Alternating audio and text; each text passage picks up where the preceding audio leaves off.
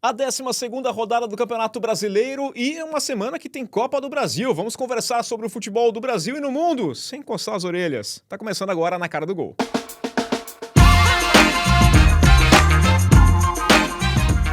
Olá, meu amigo, minha amiga, ligados aqui no canal do Gol. Estamos chegando com mais uma edição do nosso podcast na Cara do Gol. Eu sou Rafael Bralatini, mais uma vez aqui na apresentação, acompanhado de Eduardo Massa. Tudo bem, Massa? Olá, Rafael. Olá, Rian. Olá a todos que nos escutam, né?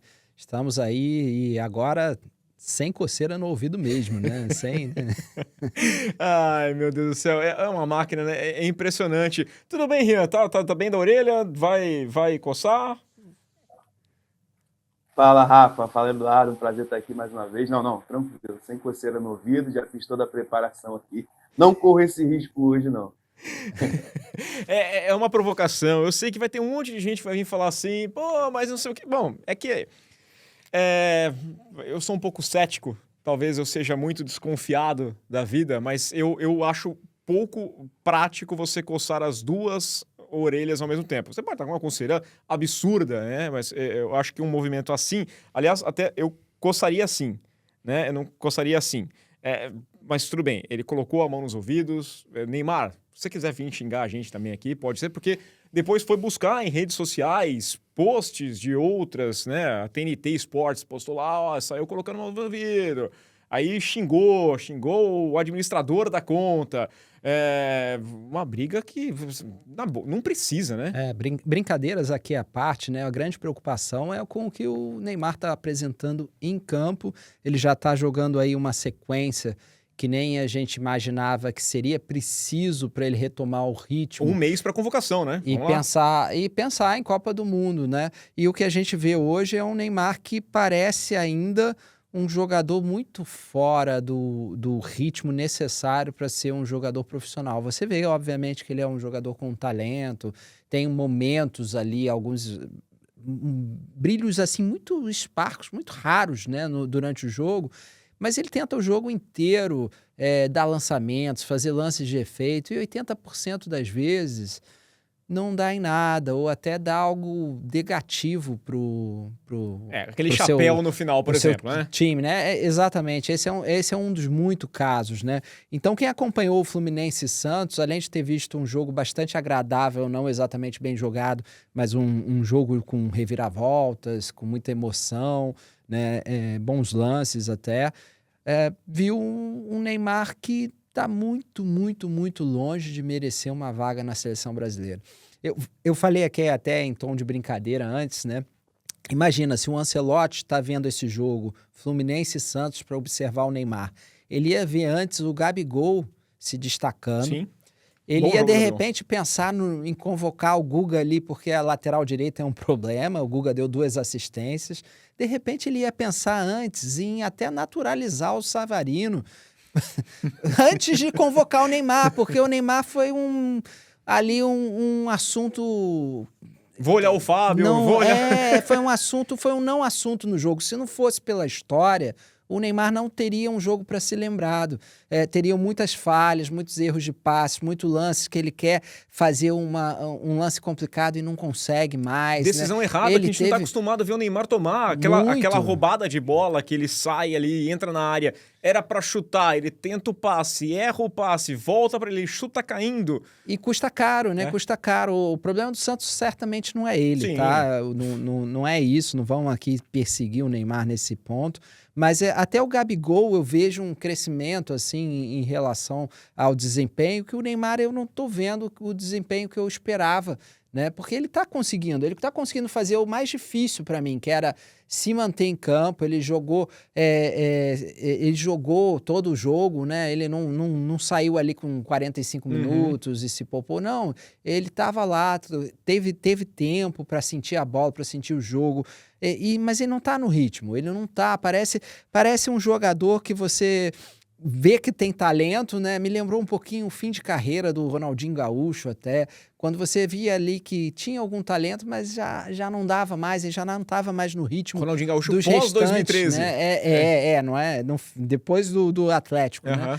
Você vê que já não aguenta ali o mesmo, não acompanha mais o jogo, né? A cabeça pode pensar, mas a perna não responde do mesmo jeito. Tem até os lances, tipo, vantagem não falta, tá? Não é questão Sim, de vantagem. não se esconde Tem um no jogo, lance que ele não. vai dar um carrinho no Serna ali na ponta, já mais pro fim do jogo, ou seja, ele aguentou até ali, ainda foi mostrar vantagem, ele tava correndo, ele dá um carrinho e ele passa que nem ali direto e toma um drible bem feio do Serna até.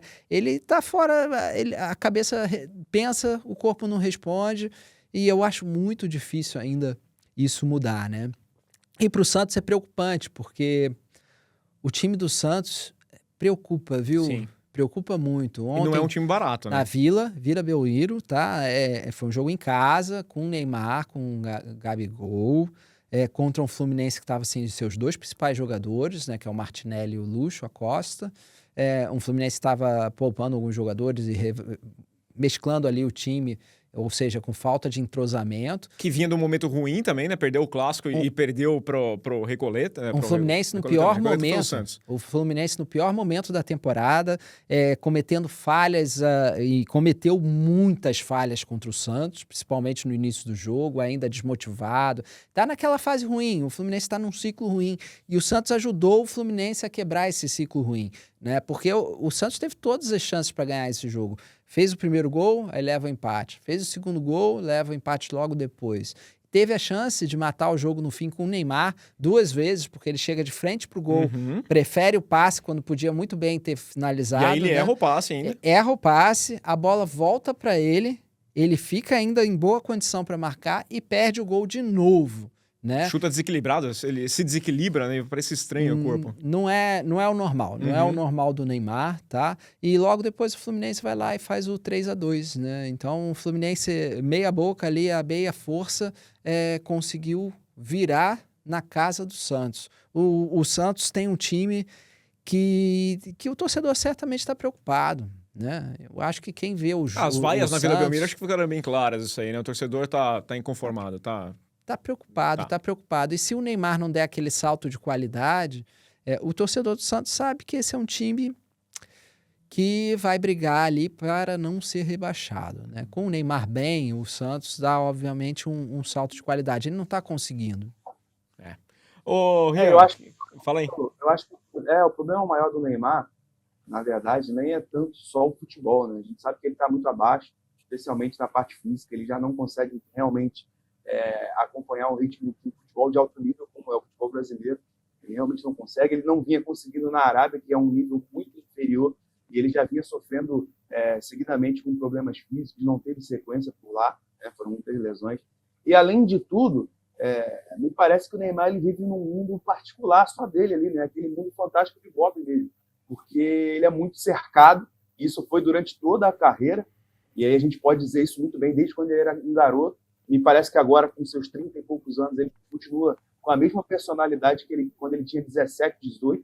Eu acho que isso atrapalha muito ele, né? Até essa questão dessa discussão que teve com o torcedor na última semana, de não poder ser criticado, de não poder ser encostado em campo. O futebol é esporte de contato. Ele sofre uma falta e aí é sempre um problema, e sempre a culpa é da arbitragem, sempre os jogadores são desleais com ele. Não, todo mundo só está jogando bola ali, todo mundo é profissional. Então, acho que isso tem atrapalhado muito ele. Ele dá muitos ouvidos ao que vem de fora, né? E ele não foca, ele tem que focar, que é a carreira dele. Nessa reta final, a gente sabe que ele tem essa última motivação de disputar essa Copa do Mundo. Acho até que depois dessa Copa, no fim da temporada, nem sei se ele continua jogando futebol profissionalmente no ano que vem. Ele, inclusive, deixou escapar, né, numa entrevista que ele deu recentemente, se eu não me engano, se não foi na Casa TV, não lembro, que ele deixou em aberto o que poderia acontecer com a carreira dele no ano que vem, né? Ele nem sabe se vai continuar jogando profissionalmente. Então, de fato, me entristece muito ver esse fim de carreira do Neymar, porque é, de fato, o melhor jogador dessa geração, é um cara que encantou o mundo, muito talento, uma genialidade fora da caixa, mas que, infelizmente, por conta dessa parte extracampo, dessa parte psicológica, muitas vezes não sei se mimado seria a palavra, mas ele está sempre muito cercado ali de razão. Então, poucas vezes ele foi combatido ali dentro do seu ciclo.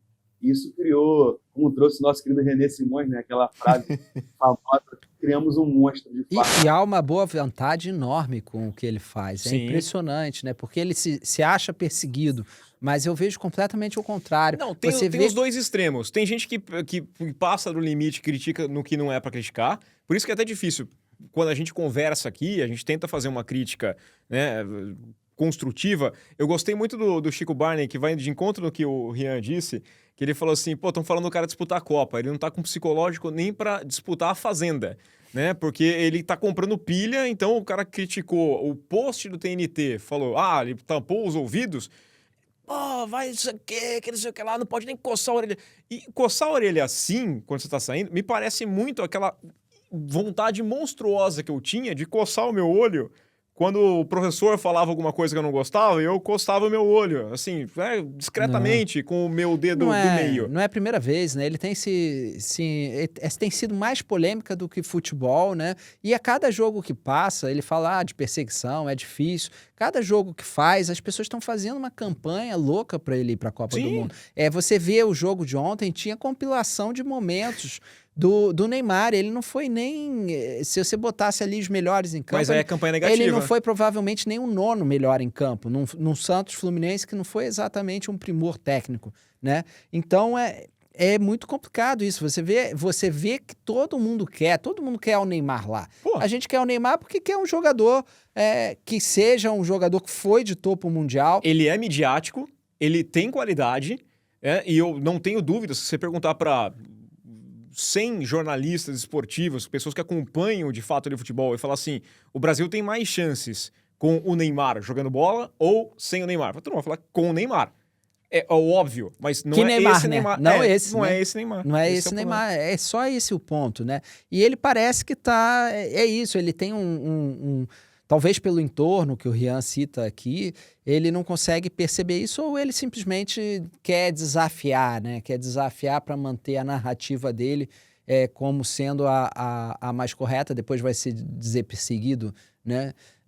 E não é, eu estou avaliando o futebol dele. O futebol dele hoje é um futebol medíocre, é mediano. E não tem problema criticar um astro, porque, por exemplo, na seleção de Portugal, existe uma discussão, por exemplo, sobre o Cristiano Ronaldo, que já não é mais o cara que faz a diferença, como fazia no passado, e muita gente acha que o time jogaria melhor se não tivesse que jogar com o Cristiano, isso, né? Ao redor do Cristiano ali, entendeu? Se ele fosse só mais um cara, ou então entrasse no segundo tempo. Exatamente, e essa discussão, quando você pega a discussão de Portugal e do Brasil, você tem ali uma diferença grande, que é Portugal não tem um centroavante, né, para colocar no lugar do Cristiano Ronaldo, que não é exatamente um centroavante, mas hoje na seleção é usado assim, e o Neymar vai ocupar o lugar de quem nessa seleção, né? O Neymar não tem nível melhor do que os que estão sendo convocados hoje, tá? Hoje. É claro que se você pegar a carreira... mais jogador, mais jogador, tem mais habilidade, mas hoje não está jogando mais. Ele é muito melhor do que o Matheus Cunha, ele é melhor que o Vinícius Júnior, ele é melhor que o Rafinha, mas o Neymar de hoje não é, né? Não é assim que funciona o futebol, não é, ponto. É simples, é só essa que é a discussão que se tem, eu acho que a gente não vai perder mais, porque o time do Santos é um time fraco. O Fluminense venceu e o Fluminense vai para a 3ª posição e tenta se enfiar ali no meio dessa disputa que, de novo, né? A gente falou na semana passada que não é só sobre Palmeiras e Flamengo que gira o futebol, mas dentro de campo, na disputa, quem briga realmente por título parece cada vez mais ficar só entre os dois. Né? Para mim é cada vez mais claro que você tem 2 clubes que são os favoritos, vão continuar lá até o fim do campeonato brigando pelo título, a não ser que aconteça uma hecatombe, uma queda muito grande de desempenho, que eu acho praticamente impossível. Por quê? Porque o Palmeiras tem elenco e o Flamengo tem ainda mais elenco. Então, se você machucar um jogador, você não sente essa queda tão grande, né? Que jogadores que o Flamengo, por exemplo, pode perder hoje, que vai fazer cair o nível do Flamengo?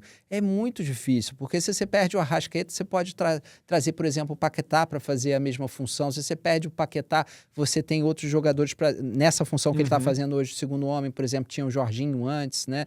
A posição talvez mais carente ali do elenco do Flamengo. No Palmeiras, você tem uma solidez que é impressionante, Muito né? por conta Não do treinador importa. também, é. É um treinador que conhece muito bem o elenco e que todos os jogos vai ser competitivo, mesmo que tenha problemas, tá? Mesmo que tenha jogadores que não estejam funcionando muito bem. O Vitor Roque saiu, o time continuou rendendo, ninguém fala muito da ausência longa do Vitor Roque. O Ares tá ainda... um jogo não Se está tendo encontrando, aquela isso. consistência Aham. que ele tinha na época do Fluminense, né? O Andrés Pereira talvez seja o jogador mais interessante ali nesse início de temporada, é quem tá melhor, assim, é quem tá voando, né? O Flaco Lopes também varia muito entre bons jogos e jogos em que ele passa um pouquinho mais despercebido. Então esses dois, o Flamengo e o Palmeiras, vão estar lá, né? E o terceiro para mim é o Fluminense. O Fluminense pode se intrometer se tiver uma boa sequência e contar com alguns tropeços, mas é um outsider nessa briga, né? E mais ninguém. Eu não vejo mais ninguém aí, né? A gente fala muito de competitividade, do brasileiro não ter um campeão certo. Não, acho que muito difícil você sair de Flamengo e Palmeiras. Se sair de Flamengo e Palmeiras, acho muito difícil não ser o Fluminense, que já acho que tem poucas chances. E, obviamente, pode ter aí mais uma ou outra surpresa aparecendo, mas eu não vejo ninguém hoje, né? O São Paulo, por exemplo, começou ali no topo, mas todo mundo sabia que seria muito, muito improvável o São Paulo permanecer no topo, tá? E não se porque ajudou não também, tem né? Sim, o São Paulo Coçou o problema ali, né? Ele arranjou sarna para se coçar, né? Foi achar um problema que não tinha.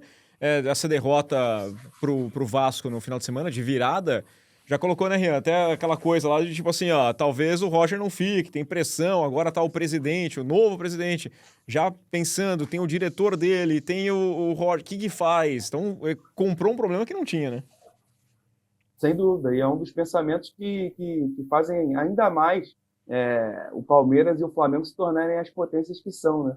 E é essa parte da administração, que é essa parte da gestão, da profissionalização do departamento de futebol, e a gente sempre temia e se orgulhava aqui do futebol brasileiro dessa imprevisibilidade que sempre foi do futebol brasileiro, pelo equilíbrio entre muitas forças, né? Você tinha ali, começava um campeonato com 6, 7, 8, né, candidatos ao título, e hoje, de fato, está acontecendo essa europalização aqui no futebol brasileiro. Isso a gente não tem como negar, especialmente pelo potencial financeiro dessas duas equipes de ponta que a gente está falando aqui. O Flamengo e o Palmeiras realmente estão muito acima, e aí você, como o Eduardo falou, você pega os elencos, é uma disparidade muito grande de opções, né, dos times que podem formar Flamengo e Palmeiras e com os demais. Por exemplo, o próprio Fluminense, como trouxe o Eduardo, perdeu duas peças ali importantíssimas para um jogo.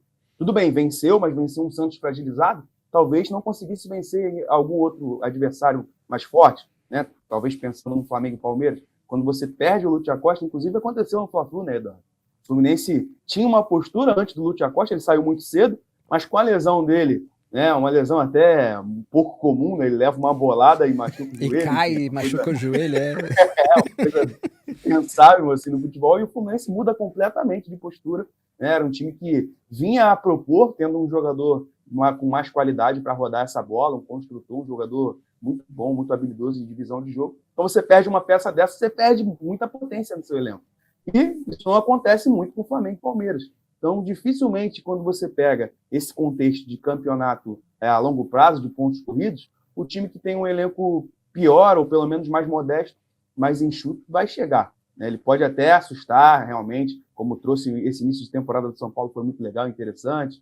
Né? Você vai ter aí algumas recuperações, o Cruzeiro também, que é um elenco robusto, né? Se gastou bastante, vai se recuperando, mas dificilmente você vai conseguir equiparar a essas duas potências, e é o que me parece vai ser desenhado aí para os próximos anos, essa disputa entre Flamengo e Palmeiras, sempre com uma terceira força ali tentando incomodar, mas a realidade é essa. Temos um Real Madrid e Barcelona aqui no futebol brasileiro. O ano passado foi o Cruzeiro, né? E aí tem o Real Madrid e o Barcelona, aí tem o pessoal fica disputando quem vai ser o Atlético de Madrid. Aquele que vai, talvez, sazonalmente tenha alguma chance, acho até quando os outros estiverem dando uma bobeada maior, focado em outro campeonato, pode ter uma chance, mas é cada vez mais por conta da desorganização.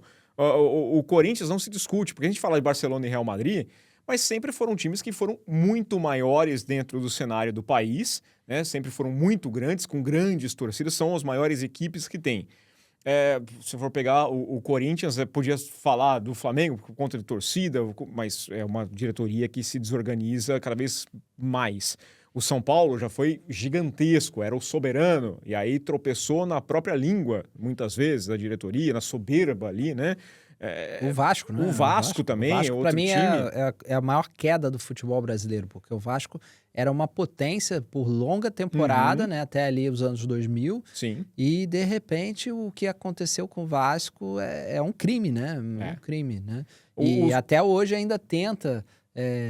até o Botafogo, que teve um momento muito ruim, conseguiu, tudo bem, alavancado aí por um dinheiro que pode ter... Mas a SAF do Botafogo, as duas SAFs ficaram mais como safadas, né? Mas a SAF do Botafogo pelo menos entregou alguma coisa. Entregou títulos, né? O do Vasco não entregou nada, né? Só problemas. Então, você tem isso, né? Você tem isso. Eu acho que o futebol brasileiro é muito cíclico. Não quer dizer que isso seja um retrato eterno, né? Até porque, pelo menos em termos de exposição e dinheiro, São Paulo e Corinthians têm uma condição muito boa para conseguir fazer frente ao Palmeiras e Flamengo, né? Para outros é mais difícil, para o Atlético, para o Cruzeiro, para o Fluminense, para o Santos, para o Inter, para o Grêmio, tem que fazer um trabalho muito mais bem feito. Por quê? Porque não tem essa capacidade financeira, tem torcidas muito grandes também, né? Sim, mas não tem o mesmo patamar. O São Paulo e Corinthians estão no maior centro financeiro do Brasil, né? Então e tem torcidas gigantes, é a maior população, então é muito fácil, né? É muito mais fácil quando você tem esse lastro por trás, né? Agora, Palmeiras e Flamengo, de formas bem diferentes, né? Têm feito os trabalhos que têm se mantido aí no topo por muito tempo, né? E tem mantido uma estrutura boa, né? De jogadores, né? O Flamengo ainda joga fora muito o trabalho dos técnicos, né?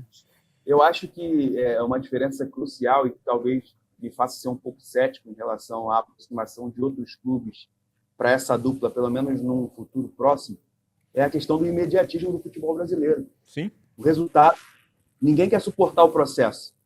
Hoje a gente vê um Flamengo vitorioso, mas a gente consegue lembrar lá do Eduardo Bandeira de Mello, 2012, 2013, quando ele assume aquela gestão, onde deixa de contratar jogadores por 10, 20 mil reais. O Flamengo foi ridicularizado naquela época, mas foi um período necessário para o time reorganizar, austerizar suas contas e conseguir ser sustentável de fato. O Palmeiras realmente foi uma linha diferente, mas também teve a gestão Nobre, aquela transição até depois para a chegada da Leila, que também teve que sustentar o processo. Sim. Foram anos difíceis para o Palmeiras, né? Um ano de quitação de dívidas, um ano de escassez de contratações, onde o time conseguiu mudar a sua filosofia, fortalecer ainda mais a sua base. Hoje a gente tem na base do Palmeiras um exemplo de gestão do futebol brasileiro e mundial, e eu acho que transcendeu o futebol brasileiro. Hoje o trabalho da Academia de Palestra é excepcional, você pega os números aí, eles falam por si. Então, cada um trilhou o seu caminho, mas tiveram isso em comum. Eles conseguiram sustentar o processo, passar por aquele período de dificuldade que eu acho que um Corinthians, um São Paulo, não suportaria pela pressão que se dá no dia a dia. Né? Como é que imagina o Corinthians vivendo um momento desse? De austeridade financeira, se o time perde 2 jogos seguidos, já é toda aquela hecatombe. Então assim, acho muito difícil. Engraçado isso, porque eu entendo que essa parte da torcida, mas é tão patético pensar que o Corinthians passa por péssimos momentos gastando muito. Então, assim, se vai passar por péssimo momento, que tenha uma visão que lá na frente vai ser melhor. Então, passar um período de austeridade aqui, a gente vai gastar menos, vai fazer um time mais focado na base, a gente vai dar mais chances para os caras, vai lutar, vai ter maus resultados, mas daqui 4, 5 anos as contas vão estar ajustadas e a gente vai brigar lá em cima como deveria ser. Ótimo. Não vou aceitar isso. E aí, sem aceitar, passa 4 ou 5 ou 6 ou mais anos jogando mal. E gastando dinheiro com besteira. De novo, aí, eu entro até na discussão, eu sempre falo que a fórmula do Flamengo, ela funcionou, acho até que o momento poderia ser outro. Com valorização hoje da Copa do Brasil, que dá um prêmio muito alto, com as premiações de título pagando mais caro, faz sentido você às vezes, até investir num jogador ou outro. Talvez a fórmula do Flamengo não seja a única fórmula. O Palmeiras teve uma fórmula um pouco diferente, né? Não precisa provar o remédio amargo, como foi... Talvez o momento seja outro. Só que gasta de forma diferente. O Corinthians, por atrasar dívidas, por atrasar pagamento, por exemplo, do Félix Torres, gastou uma grana que era absurda. Por gastar eu vi que acho que o valor do Pedro Raul agora foi para 8 milhões de dólares, vai ser 8 milhões de dólares no Pedro Raul. O Corinthians, que deve 42 milhões para o Memphis, está pagando 40 milhões para contratar o Pedro Raul. Então, gasta dinheiro no que é certo. O Pedro Raul, ninguém imaginava que seria uma boa contratação, né? Porque ele sai do Vasco já muito mal e vai para o futebol do México. O que mudaria para eu acreditar que ia ser melhor? Gasta de forma correta. O grande problema do Corinthians eu não acho que seja a contratação do craque. O cara entra em campo e faz diferença. O Corinthians deve muito ali ao Memphis, a conquista da Copa do Brasil, ganhou o prêmio dele lá, é contrato, mas gasta-se muito mais com o Félix Torres, com o Pedro Raul, com jogadores que não tinham um nível para custarem tanto assim. Tem outra fórmula, mas organização, gestão é complicado. É complicado. Eu acho que o mais interessante é você fazer um bom trabalho com o dinheiro que você tem. Você não tem essa de você... Ninguém quer um time para ser rebaixado, achando que vai depois juntar dinheiro ou pagar dívida. Não, quer manter um time competitivo, talvez não o suficiente para brigar por um título, mas sim competitivo, né? O Flamengo, assim, não é como se o Flamengo tivesse... É um passo atrás para dar uns 5 passos à frente. É preparação jogar simples. Com o que você tem no mercado, com o que tem melhor. Eu acho que hoje o Fluminense também tenta fazer um pouco isso, fazer uma gestão um pouquinho mais equilibrada, né? Do tipo, olha, eu tô aqui disputando títulos, eu não sou o Flamengo, eu não sou o Palmeiras, tá? Mas também não posso gastar fortunas, porque senão... eu depois não consigo sustentar isso. Então, é aquele crescimento sustentável. Assim, eu quero manter... Que é ao contrário, por exemplo, do que fez o Botafogo. O Botafogo investiu recorde de dinheiro, uma chuva de dinheiro ali. Inclusive e esse depois, ano, né? E depois vem com problemas que vão seguir o Botafogo por muitos anos, né? Então, eu acho que tem que ter um pouquinho esse equilíbrio. O difícil no nosso sistema você conseguir manter, com a pressão que os torcedores fazem para você conquistar e para você ter jogadores, é muito difícil. O Flamengo sofreu um pouco com isso, né? E precisa de uma contratação de peso, que nem o Paquetá, para conseguir dizer para o torcedor, olha, eu continuo sendo o clube que paga o quanto quero pelo jogador que eu quero, né? O Palmeiras fez isso no ano passado. Investiu no Paulinho porque a torcida queria o 9, preciso no 9, aí, pô, quem que tem ali, vai. O Fluminense fez isso em menor grau esse ano também, porque não conseguia, o torcedor criticava muito o Freitas, o Fluminense foi no último momento e contratou a quarta opção para a zaga, para o lugar do Freitas, e não vai conseguir a vaga do Freitas, porque talvez não seja melhor que o Freitas, né? Ou a mesma coisa com o Castilho, pagou a maior contratação da história do Fluminense, é um centroavante que tem suas limitações, pode ser útil para o elenco, né? Mas ele custou esse dinheiro todo, não é porque ele é muito bom, e sim porque era um que tinha no mercado e precisava contratar para acalmar o torcedor, né? Então todos os clubes em um momento ou outro acabam por fazer isso, né? Ou alguém vai falar que 40 milhões de euros pelo Paquetá vale, porque o Flamengo nem precisa, né? Não, é porque o Flamengo tem e o Flamengo queria dar uma resposta no mercado, por quê? Porque o Boto contratou Juninho, quem mais que o Boto contratou do Scout, né? Dele, que ele fala do Scout, e que não deu certo, né? E vinha sendo muito criticado. Aí o cara vai lá e põe o dinheiro e diz, era isso que vocês queriam? Toma aí, e numa entendeu? negociação ainda com o West Ham, que, não, eu entrego depois. Não, eu quero agora. Quando eu pago agora para levar... É aquilo. Ou se der errado, eu vou dizer, foi o que vocês pediram, né? Se der certo, foi o que eu trouxe. Passa bastante, né, Ria? Essa questão da gestão, ela tem que deixar um pouquinho o lado torcedor. O profissionalismo exigiria ações que são feitas com a cabeça e não só ali com o estômago, né? Sem dúvida alguma. E, inclusive, o próprio Flamengo demorou um pouco para entender isso, né? Desde quando começou essa recuperação, né, financeira e organizacional, o time demorou muito para profissionalizar seu departamento de futebol, né? Muitas vezes tinham torcedores ali, realmente, alguns com influência política dentro do clube, obviamente, mas que para dentro da pasta que eles se propunham ali a trabalhar diariamente, tinha um menor conhecimento de causa. E aí você vai dando com burro na água o tempo todo. E isso não acontece só no Flamengo. Você vê também, o próprio Corinthians passou muito por isso, né? E, além de tudo isso, você ainda conta com a falha do caráter dos caras que comandam o futebol. A gente precisa falar isso, infelizmente. Gestões fraudulentas consecutivas, né? Desvios em contratos irregulares, de tudo que é tipo de coisa que você imaginar. Então, imagina, como é que um clube pode dar certo se no básico você tem esse tipo de postura, né? Dos caras que deveriam estar ali zelando pelo clube.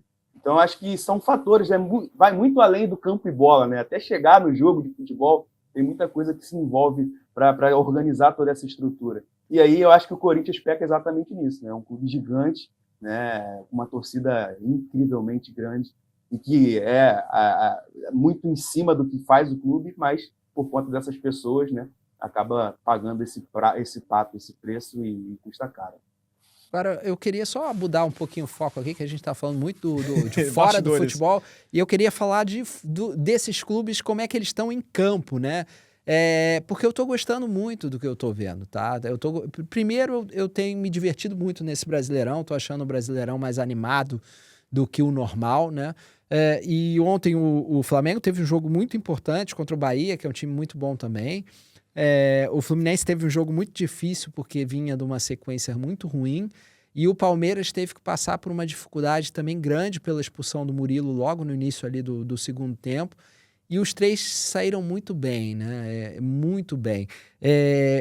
Palmeiras talvez tenha sido quem faz um joguinho mais burocrático. Eu acho né? que o Palmeiras poderia jogar mais. Eu queria ver um pouco mais do Palmeiras. Mas eu vou defender aqui o Palmeiras, vendo o jogo do Palmeiras com o Atlético Paranaense, mesmo sem as grandes referências do elenco, jogando bem. O Flaco Lopes não estava num dia especial, o Arias não estava num dia especial, o único que estava ali jogando, mais tentando fazer o jogo fluir, era o Andrés Pereira.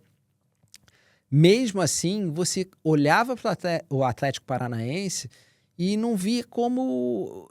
Eu fiquei pensando assim, o Odair Hellmans, olhando ali pro time dele, o que eu vou fazer para conseguir atacar, ainda mais depois de sofrer o gol, para conseguir atacar esse Palmeiras, né? Não tinha um buraco ali para penetrar, e o Palmeiras dominava um jogo com uma tranquilidade, com uma calma, com aquela ciência de que eu sou dono desse jogo, que continuou mesmo quando estava com um homem a menos, tá? É óbvio que sofreu, porque era 11 contra 10 e o Atlético não é um mau time, o Atlético Paranaense.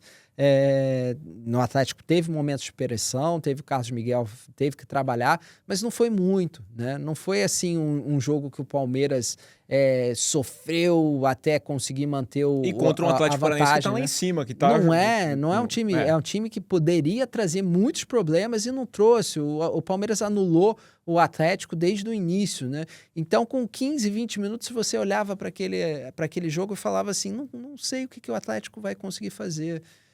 Alguma coisa tem que mudar ali, mas não é fácil. Não é fácil você encontrar soluções para jogar contra o Palmeiras, tá?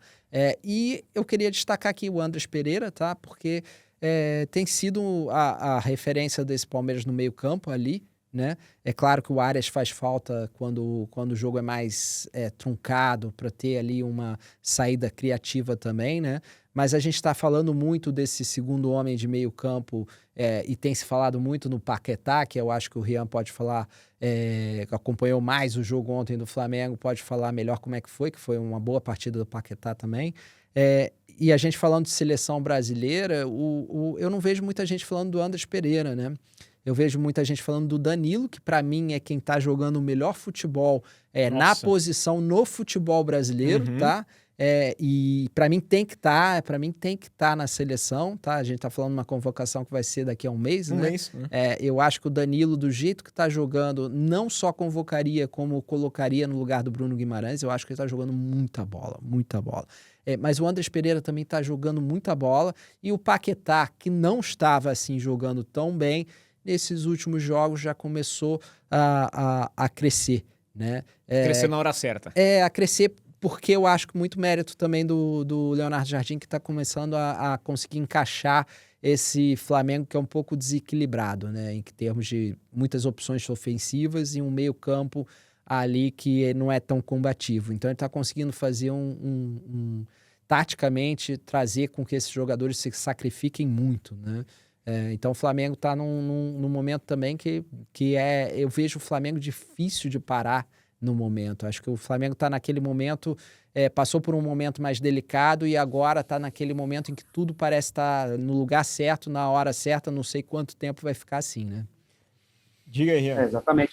Eu acho que esse equilíbrio ele vem sendo trabalhado pelo Leonardo Jardim, né? De fato, há esse desequilíbrio, como trouxe muito bem o Eduardo, dessa parte ofensiva. Acho que talvez esse tenha sido o principal pecado do Filipe Luiz nessa temporada, né? Especialmente porque o ano passado dele foi muito bom, mas ele perdeu um pouco esse tom da defesa, desse ajuste para essa temporada de 2026 e vem fazendo isso muito bem.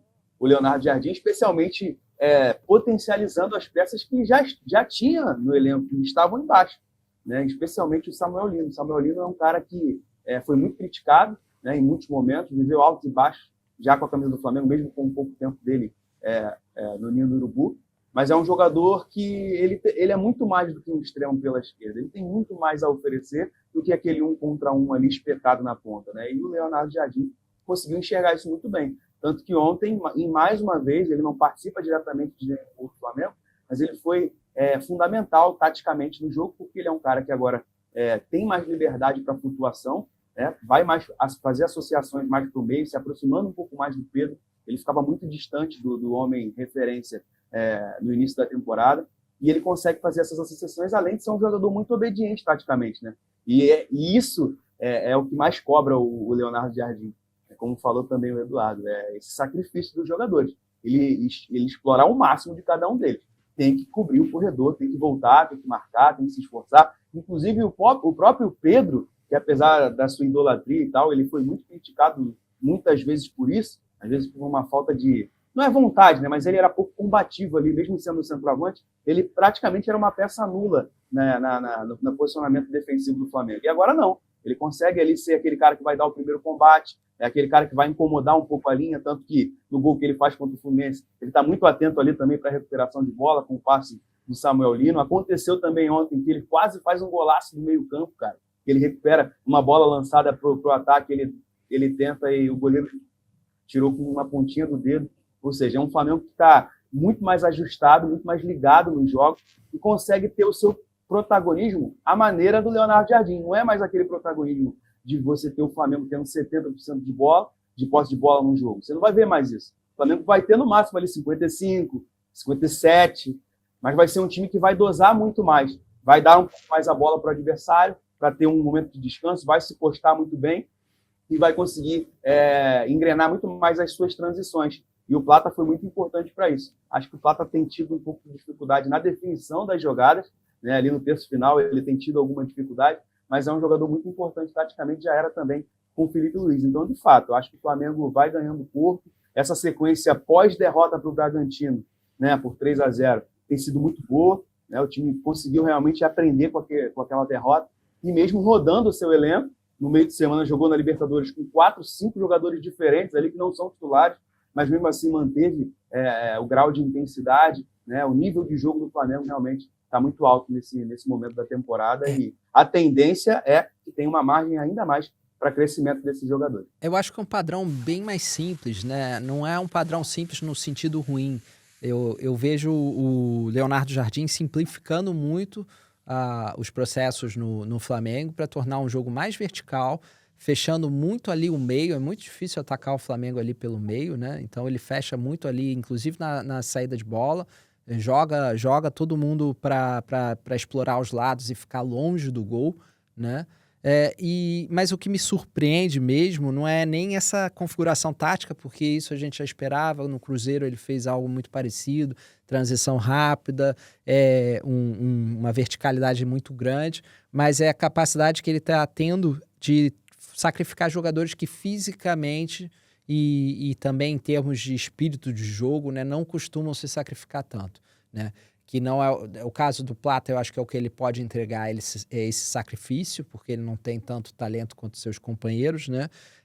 Mas o Pedro e o Arrascaeta, tem se sacrificado muito. E isso faz crescer o futebol do Paquetá também, porque o Paquetá não é um segundo homem de meio campo, né? E agora ele vai conseguir fazer essa função de ser um homem que se aparece em mais de uma função durante o jogo, né? Quando precisa dele mais na frente, ele aparece muito bem, se tiver o apoio de outros jogadores, né? E ali o Plata tem se sacrificado muito. O Samuel Lino realmente cresceu, foi quem mais cresceu para mim individualmente, com o Leonardo Jardim ali da frente, né? E o Arrascaeta tem aparecido até menos em termos decisivos, apesar de ter feito um gol ontem, né? Porque eu vejo ele se sacrificando muito ali no meio-campo para fazer esse revezamento, né? E o Pedro, que tem jogado bastante fora da área, de frente para o gol, né? A gente via muito o Pedro fazendo o pivô, ele tem jogado muito de frente para o gol com o Leonardo Jardim, porque o Leonardo Jardim gosta de jogadores desse tipo, né? Veja o Caio Jorge, que teve muito bem com ele, é um jogador que gosta de ir com a bola, carregando a bola. O Pedro não tem tanto essa característica, mas tem uma inteligência muito grande, uma visão de jogo muito grande, tem se saído muito bem, abrindo espaço até para a entrada do Plata, né? Que é curioso, né? Deixando o Plata entrar muitas vezes ali como último homem, e acho que tem funcionado muito bem, né? E se ele vai conseguir manter esses jogadores com esse foco e fisicamente suportando isso, aí eu já não sei, porque você vê o Carrascal, por exemplo, é um jogador que eu não tenho visto ir muito bem, tão bem assim, com o Leonardo Jardim, né? Tem falhado muito, não tem conseguido se entregar, né? Conseguido taticamente cumprir exatamente o que os outros estão conseguindo cumprir, né? Eu acho que é quem tem sofrido mais com essa transição, tanto em termos individuais como coletivos, né? Não, e assim, Eduardo, eu acho que um ponto forte também do trabalho do Leonardo Jardim é entender o próprio ser humano mesmo. Ele é um cara que se preocupa muito com essa questão da confiança dos jogadores, e ele tem recuperado a confiança de muitos deles, e tem feito uma gestão de elenco, pelo menos até aqui, muito satisfatória. Pelo que eu pude apurar, o elenco está muito satisfeito com esse início de trabalho do Leonardo Jardim. Inclusive, mesmo com essa rotatividade no elenco, todo mundo satisfeito, até mesmo os que estão no banco de reservas, que passam mais tempo no banco de reservas, estão entendendo o trabalho. Tanto que, por exemplo, o Emerson Royal, que não é o titular, digamos assim, né? Ele foi titular no meio de semana contra o Independiente Medellín, foi muito bem também no jogo, conseguiu mostrar uma evolução muito legal defensiva e ofensivamente. E agora já no jogo de ontem, o Varela foi o titular, também fez uma partidaça. O Varela vem jogando muito bem, vem crescendo muito, a cada vez mais ganhando mais confiança, porque o Varela era aquele jogador que defensivamente era praticamente impecável, um jogador muito bem definido ali na defesa, mas ofensivamente arriscava pouco. E agora você vê ele fazendo mais combinações, você vê ele indo ao fundo, você vê até ele encarando a marcação ali no 1 contra 1, muitas vezes, coisas que a gente pouco viu em Varela. Outro caso interessantíssimo também é o Everton Araújo. É um jogador cria da base, um volante, em primeiro lugar, ele era aquele primeiro volante combativo, de destruição mesmo, e com a bola ele só dava passe para o lado.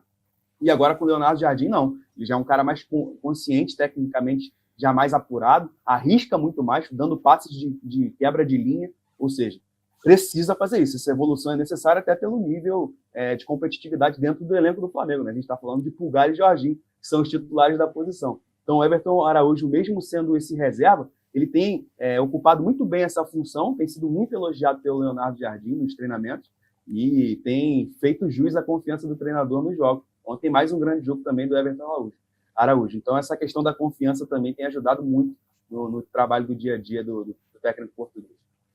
Agora, temos um Flamengo muito bem, um Palmeiras muito bem também, confiante. Então, acho que em campeonato de pontos corridos, por mais que a gente coloque aí o Fluminense, vou dizer que 95% de chance do título ficar entre Palmeiras e Flamengo. O Fluminense tá ali, é um chute, é um número...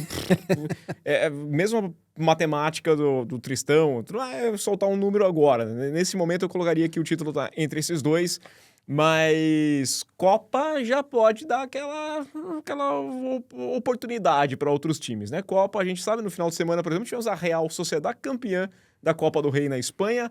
Copa permite sonhar. Final do ano passado foi Corinthians e Vasco, que brigaram contra o rebaixamento até a reta final. E o Corinthians foi campeão da Copa do Brasil. Copa do Brasil que volta nessa semana com a entrada dos times que estavam lá, disputando Libertadores, Sul-Americanos, times da elite do futebol brasileiro. Temos jogos na terça, na quarta E na quinta-feira tem muito jogo, são 16 partidas. Vamos lá, Botafogo, Chapecoense, São Paulo, Juventude, Grêmio e Confiança, Paysandu e Vasco, Barra e Corinthians, Goiás e Cruzeiro, Bahia e Remo, Santos e Curitiba, Fortaleza e CRB, o Atlético contra o Internacional, Flamengo e Vitória, Red Bull Bragantino e Mirassol, Atlético Mineiro e Ceará, Palmeiras e Jacuipense, Atlético Paranaense e Atlético Goianiense e Operário Ferroviário contra o Fluminense. Eu quero falar agora de Copa do Brasil e vou começar perguntando pro Rian se ele consegue ver, sei lá, talvez alguma surpresa aí, algum time aparecendo no meio. Será que o Jacuipense consegue eliminar o Palmeiras? Será que tem favorito, por exemplo, num Santos e Curitiba? Como é que você vê essa Copa do Brasil? Nossa querida Copa do Brasil, né? A competição mais democrática do país. Gosto muito dessa competição.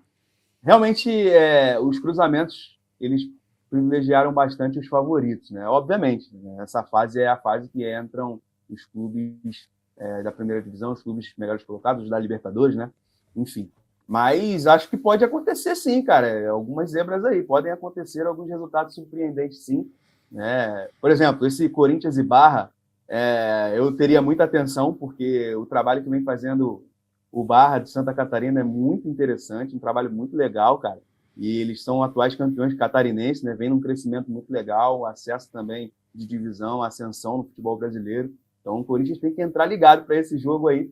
Jacuipense, não acredito que vá fazer muita coisa com o Palmeiras, ainda mais pelo jogo ser em São Paulo, né? Talvez se o mando fosse inverso, talvez poderia criar alguma dificuldade. E outro time que, esse confronto de Série A entre Santos e Curitiba também, acho que o Santos vai ter muita dificuldade. O Curitiba vem jogando muito bem nessa temporada. Inclusive, eu fiz o jogo do Curitiba ontem, né, para o nosso site, fiz o tempo real. Claro que o Curitiba teve uma postura completamente diferente do que está habituado, mesmo jogando em casa, aquele time mais reativo, né, deu 2 chutes no gol. Foram 2 finalizações no gol nos 90 minutos e 2 gols. E o Lianco ajudou, né? Exatamente. Com a contribuição muito caridosa do nosso querido Lianco. Mas, assim, acho que vai ser difícil. Curitiba é um dos melhores visitantes desse Campeonato Brasileiro, né? Então, para o Santos aí, uma missão difícil de enfrentar a equipe do Curitiba. Agora, tirando esses, acho que nos demais confrontos, dando uma análise aqui, dificilmente a gente vai ter muita surpresa, né? Tirando esses 2 que eu falei aí, acho que porque mesmo o Botafogo e Chape, né, a Chapecoense não vive um grande momento também, né? Acho que o Botafogo ainda consegue passar, né? Inclusive o Botafogo passeou sobre a Chapecoense agora na última rodada do Campeonato Brasileiro. A Chapecoense não vem num grande momento, né? Eu acho que aqui quem vai ter alguma dificuldade, para mim, nós temos um Paysandu e Vasco que eu quero saber como vai encarar o Renato Gaúcho, porque o Renato Gaúcho está dizendo em priorizar o Brasileirão, né? Mas na Copa do Brasil eu acho que ele não vai fazer que nem Copa Sul-Americana e não vai nem viajar para o Pará, né? Eu acho que ele vai estar lá e acho que vai levar uma força máxima, talvez poupando um ou outro jogador desgastado, né? Mas se o Vasco não levar a sério...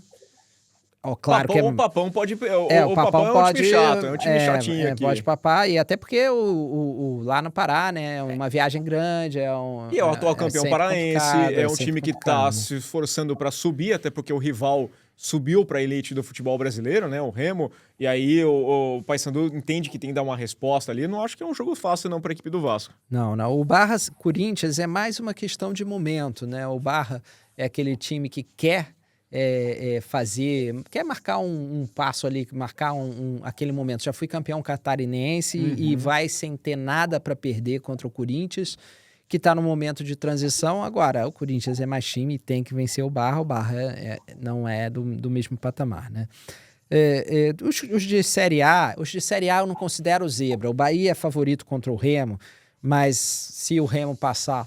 não vai ser exatamente assim uma zebra para mim. Nós estamos falando de duas equipes que estão na Série A, a mesma coisa Santos-Curitiba. Eu não consigo aqui definir sequer um favorito entre Santos e Curitiba, tá? Porque o Curitiba vive um bom momento, né? Vive um bom momento e o Santos não, né? Então, embora o Curitiba tenha subido recentemente, eu acho que o Santos tem até um time mais...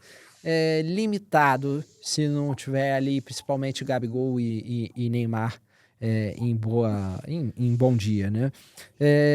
Esse São Paulo e Juventude, para mim, é assim, eu vejo um favoritismo claro do São Paulo, mas pelo momento de comprar crise, dessa discussão, inclusive, que tem em torno até do nome do Roger Machado, depois da derrota pro Vasco, se os problemas de bastidores, o Juventude é aquele timinho chatinho, é médio de tabela da Série B, mas é um time que pode muito bem jogar feio.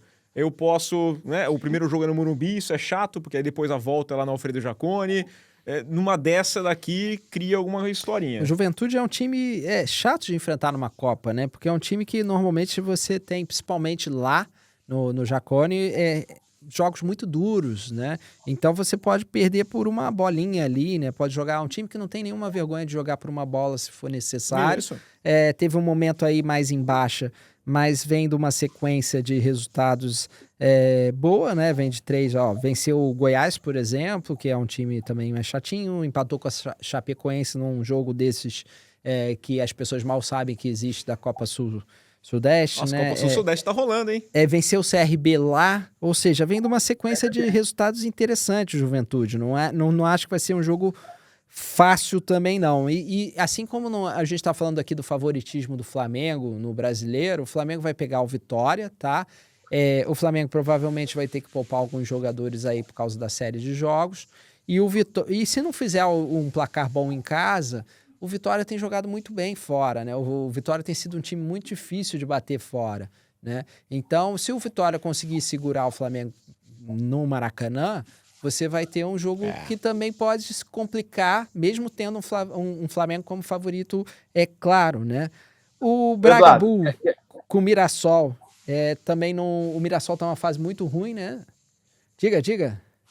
Quer ver um confronto aí que também pode dar alguma zebra? Atlético Mineiro e Ceará. E aí eu te falo por quê. O Ceará é o atual vice-líder da Série B do Campeonato Brasileiro, vem numa crescente muito interessante nesse início de temporada. E o Atlético Mineiro, se você pegar o desempenho dos últimos jogos, né, sob o comando do Eduardo Domingues, o time tem tido muita dificuldade. Inclusive, eu fiz no meio de semana a vitória do Atlético sobre o Juventude de Las Pedras, né, do modesto time, vice-lanterna do Campeonato Uruguaio, e o time conseguiu vencer com um gol nos acréscimos. Cara. Foi um 2-1, assim, na bacia das almas, um gol do Cassierra de cabeça naquele abafa final. Ou seja, um time que vem tendo muita dificuldade para impor seu jogo. Perdeu também no fim de semana para o Curitiba, né, por 2-0. Um time que tem tido muita dificuldade, especialmente no setor ofensivo. O Hulk já não é mais aquele Hulk que a gente estava acostumado a ver, já não tem mais aquela potência, aquela explosão para comandar o ataque alvinegro. Então, o Atlético, eu acredito que vai ter dificuldade contra esse Ceará, que é um time muito perigoso, mesmo jogando fora de casa. Então, e a volta... a volta é no Castelão. Então é um duelo que não me surpreenderia a classificação do Ceará, não. Também não. Aliás, eu acho mais fácil na Copa do Brasil dizer da onde não vem a zebra, né? A zebra certamente não vem do jogo do Palmeiras. Do Jacuipense. O Jacuipense não vai passar. Não vai passar, porque o Palmeiras não perdoa nesse tipo de situação. O Palmeiras já foi eliminado do CRB. O Palmeiras já sofreu assim, mas não acho. Acho que o CRB é um outro nível ainda. O Asa em 2002, mas esse Palmeiras do Abel já caiu em Copa do Brasil. Sim, né? Porque às vezes não tá ali prestando tanta atenção, mas eu não acho que seja nessa fase ainda. A partir da próxima, talvez, possa pintar alguma coisa. Mas nesse momento, eu acho que o Palmeiras passa, talvez seja o time mais tranquilo de todos. A maior o Inter com o né? Atlético também não acho que seja... Porque o Inter também estava fazendo um ano que, sei lá, que coisa incrível esse Internacional, né? Que bom que a gente deixou ele de fora da lista dos favoritos ao brasileiro esse ano, né? Já parecia que ia mal e está conseguindo ir além das nossas expectativas, das baixas expectativas. Sim, né? Tanto o Inter quanto o Grêmio, né? Sim. São times que a gente não consegue confiar, né? Eu acho que a discrepância maior é mesmo do Palmeiras para Jacuipense. Óbvio que no resto nós temos favoritos, mas não vejo assim zebras. Eu não vejo assim uma grande zebra que possa acontecer. Talvez o Barra contra o Corinthians seja aí o candidato a maior zebra. Aí vão mandar embora o Diniz. É simples. Eu acho que porque a questão é resultado. De novo, a gente volta na discussão que teve lá no passado, a questão é resultado. Até eu vi gente falando assim, olha aí o Corinthians, o Diniz, aí já entrou na zona de rebaixamento. Cara, ele empatou 2 jogos completamente normais se empatar. E só uma questão aqui, o Ceará contra o Atlético Mineiro, apesar do Atlético ser um time de Série A gente vê um Ceará que provavelmente vai subir, né? Vai voltar a ser de Série A, é um time que tem tradição, que nos últimos anos teve boas campanhas, e o Atlético não está assim numa grande fase. Então, eu acho que vai ser um jogo duro, né? E que para mim não seria também uma zebra o Ceará passar, sabe? Não considero assim, não seria assim surpreendente. O Atlético pode ser favorito porque é o time da elite, é o time da Série A, né? Mas também não é assim favas contadas, né? Não é um jogo que o Atlético vai passear. Então, eu acho que se o Ceará passar, também não me surpreende, não. Eu acho que eu não vejo assim, eu acho até que o Corinthians não vai ter, até porque o jogo da volta é em Itaquera. Então, acho que eliminação, eu não acho que é complicado você colocar isso aí. Eu acho que o Corinthians tem essa... a defesa, é impressionante, né? Falar que o ponto mais seguro do time do Diniz nesse momento é a defesa. A defesa não tem levado gol. E seja pelo Hugo fazer uma defesaça no final do jogo, como foi contra o Vitória, mas empatar com o Vitória. A Vitória tem 15 pontos, 13 pontos vieram de jogos em casa. O Vitória só perdeu em casa pro Flamengo. Então, jogar lá não é fácil. A Vitória que semana passada venceu o time do São Paulo, por exemplo. Então, acho que esse empate... não levou gol, né? Com o Diniz ainda. Não levou nenhum gol. Não levou nenhum gol. Então, é um ponto que... Então... Tá dando uma segurança na defesa que não era comum de se imaginar. O Corinthians venceu os 2 jogos da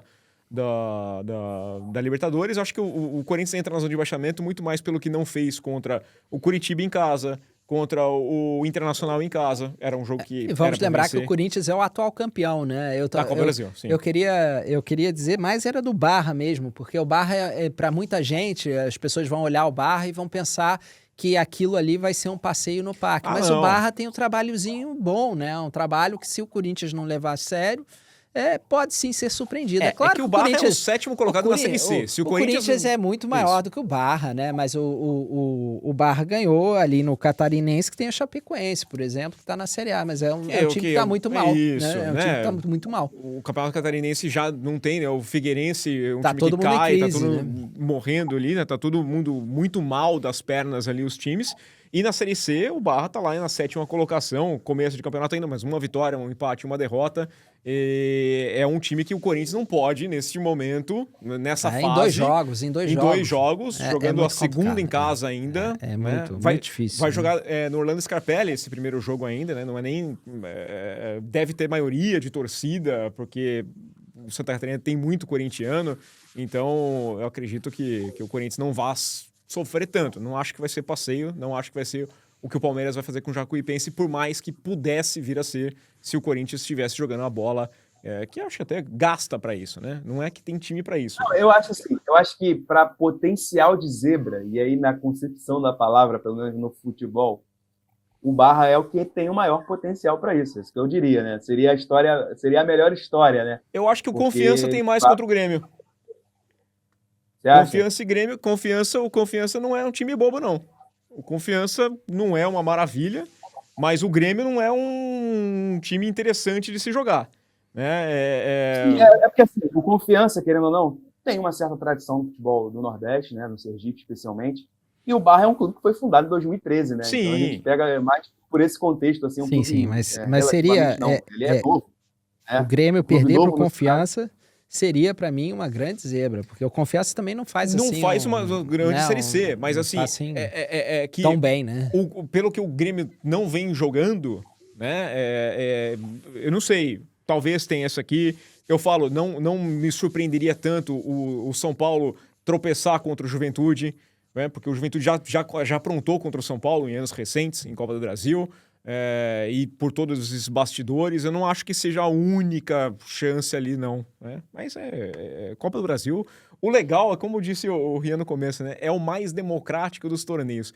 Para fazer uma besteira, não precisa de muita coisa, né? E numa dessas você tropeça e aí já instaura uma crise enorme, ainda mais nesses grandes times, né? Eu acho que o Corinthians, o São Paulo, o Palmeiras, o Santos. O Santos, mesmo contra o Coritiba, se for eliminado, já é um problemaço, já vai mudar tudo de novo, já vai ter crise, já vai ter, né? Quer dizer, não vai mudar tudo porque... Nós temos 5 duelos nessa fase já de clubes da Série A, né?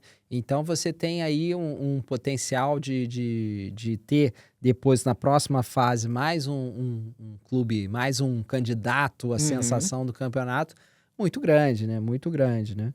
Agora, zebra mesmo, olha, não sei, eu tenho jogos difíceis, mas é aquilo, eu não chamaria o Ceará, por exemplo, de zebra se o Ceará passasse do Atlético Mineiro. Então. O Atlético, não... o Atlético seria zebra contra o Internacional? Sim, para mim sim, e o Internacional e eu não um acho, jogo eu não acho eu acho mais provável o Internacional perder pro Atlético. Sim. Né? Porque se você analisar o contexto, o Atlético vem muito, muito bem com esse trabalho novo do técnico Alex, né? O nosso querido Alex Cabeção, fazendo um grande trabalho desde que chegou. Tem essa referência que a gente até retratou no site do Ronaldo Tavares, né? Que Isso. É o centroavante português, que vem muito bem. E o Internacional tem sofrido demais, cara, nessa temporada, especialmente do Beira-Rio. É um dos piores mandantes desse campeonato brasileiro, só ganhou um jogo, cara. O Beira-Rio, desde que começou o campeonato, foi derrotado mais uma vez, né, no jogo de ontem contra o Mirassol. Eu fiz esse jogo também. Um Inter muito ruim das pernas, cara. Tecnicamente, um time muito abaixo e que depende muito de lampejos individuais do Alan Patrick, né, que é o cara que realmente é esse... E que não tá ali assim tão bem esse ano, né? Não tá Exatamente. Assim, ele é o escape técnico da equipe e quando ele não vai bem, praticamente nada vai bem. O time que tem tido muita dificuldade, o Carboneiro vai muito mal. Ontem ele entrou muito mal no jogo, errando todas as decisões possíveis, saiu vaiado de campo. Então o Pesolano tem tido muita dificuldade para encaixar esse time do Internacional e tem sofrido muito em casa, ou seja, o primeiro jogo é em Minas, né? E o Internacional vai decidir em casa. Então, a depender desse primeiro resultado, de repente o Internacional com uma derrota no Beira-Rio, com a pressão da torcida, não sei, cara, é um cenário que pode se desenhar muito ruim para o Internacional. Copa do Brasil, você vai acompanhar tudo com cobertura completa de ugol.com.br, você acompanha todos os relatos, o tempo real, tem todas as informações. Claro, você acessa o nosso site, tem as curiosidades também, porque sempre aparece uma curiosidade. Aliás, vou fazer um convite, se você não acompanhou ainda no nosso canal, a entrevista do Rian com o Adriano Michael Jackson, muito boa. Tá? Você se lembra do Adriano Michael Jackson, jogou no Palmeiras, jogou no Bahia, jogou no futebol da Coreia, é um personagem... de boa memória para o torcedor, né, que acompanha o futebol há um certo tempinho aqui. A entrevista tá sensacional. Parabéns, viu, Rian? Pô, show de bola. Foi um papo muito legal mesmo. O Adriano, um cara irreverente. Inclusive, o filho dele vai estar em campo na Copa do Brasil no meio de semana. O filho dele joga pelo Jacuipense e provavelmente vai pintar aí. Tem apenas 17 anos, né? Fez a sua estreia como titular e ele conta um pouquinho dessa história do filho dele na entrevista. Será que lei do ex funciona? Lei do ex funciona com o filho? Aí a gente vai ter que puxar o regulamento, né, para ver. Mas pode ser que sim, né? Tá no DNA, né? Vai ter o adendo ali, né? O parágrafo 1º, o inciso 2, tem lá filho conta, lei do ex entra, como é que funciona aqui? Vamos ver se de repente, né? O Adriano, inclusive, diz que às vezes ele não torce nem pela vitória do Jacuipense. Se tiver a vitória do Palmeiras, mas o filho dele marcando, ele já se dá por satisfeito. Vamos ver o que vai acontecer aí na próxima semana.